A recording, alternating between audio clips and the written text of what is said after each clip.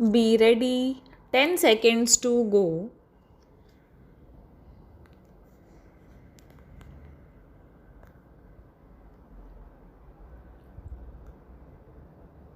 Start.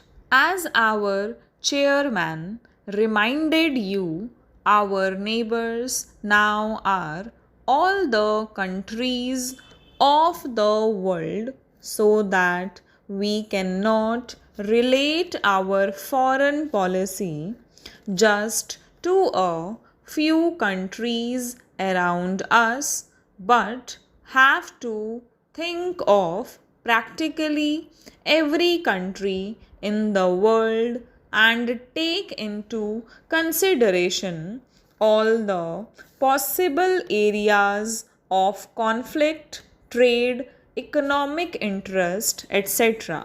It has been recognized now that if there is a conflict on a big scale anywhere in the world, it is apt to spread all over the world. That is, war has become indivisible and therefore peace is indivisible. Therefore, our foreign policy cannot limit itself to the nearby countries. Nevertheless, the nearby countries always have a special interest in one another, and India must inevitably think in terms of her relations with the countries bordering her by land and sea. What are these countries? If you start from the left, Pakistan, I would also include Afghanistan, although it does not touch India's borders, Tibet and China, Nepal, Burma, Indonesia, and Ceylon.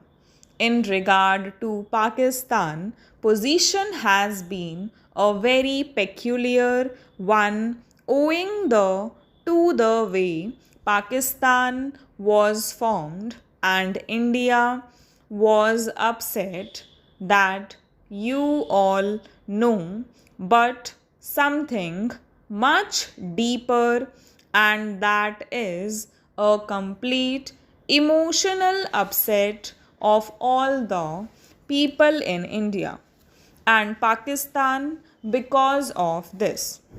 It is a very difficult thing to deal with, a psychological thing which cannot be dealt with superficially.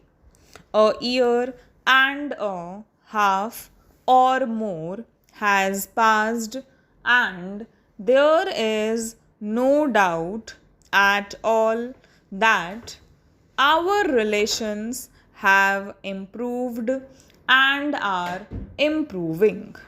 There is also no doubt at all in my mind that it is inevitable for India and Pakistan to have close relations sometime or other in the future.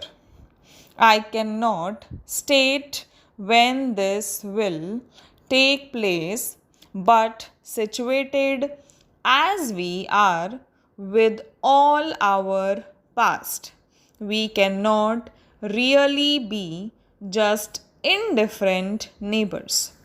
We can be either hostile to each other or very friendly with each other.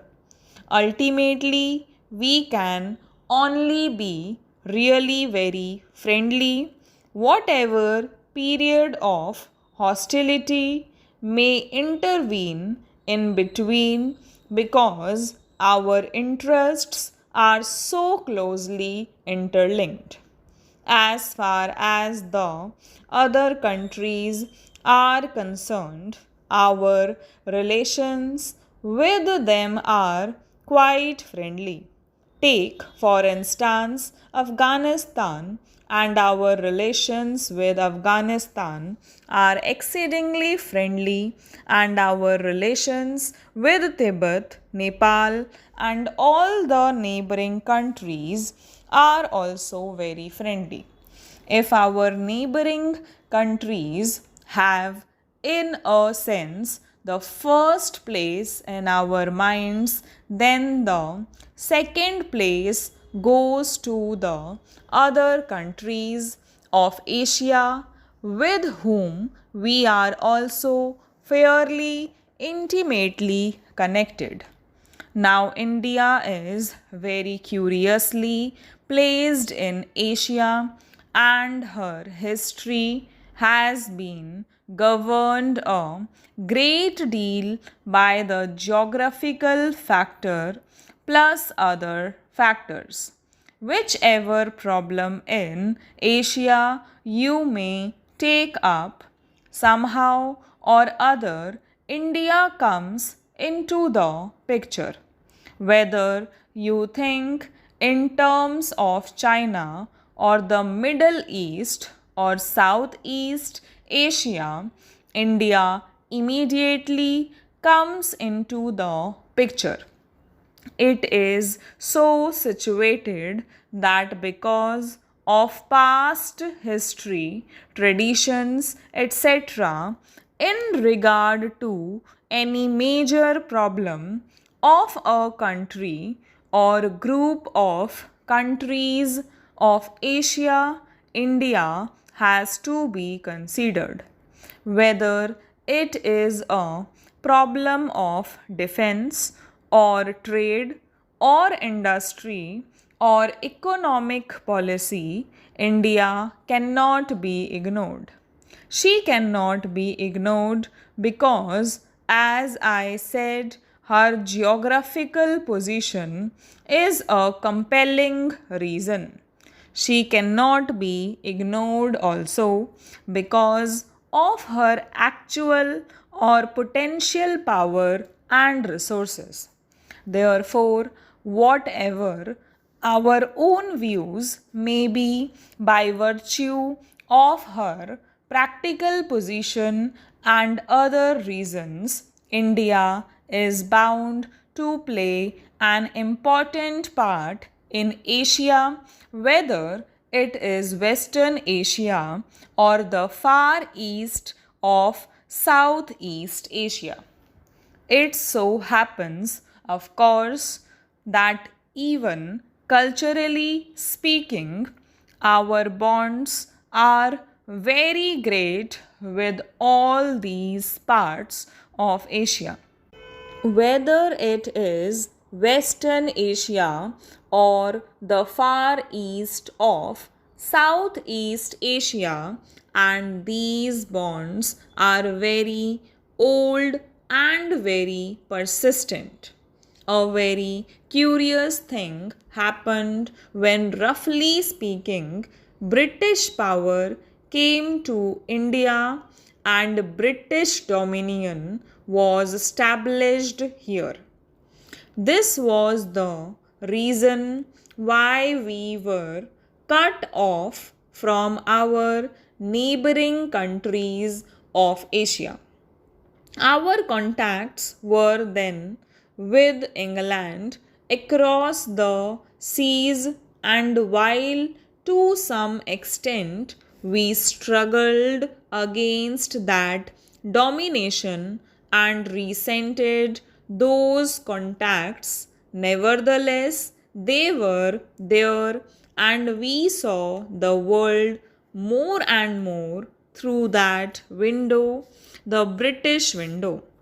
Very few people went to the other Asian countries from India, and very few came here from there. And even those few people from Asia we met in Europe and not in Asia. Now, in recent years, that process has been reversed or is being reversed for a variety of reasons. Initially, I suppose the one major factor was air travel. Air travel brought us immediately into close contact with our neighbors because if we went to Europe, we passed through Baghdad and Tehran and other places. Air travel not the only factor, there are also political reasons that are now bringing about these changes for future development. Stop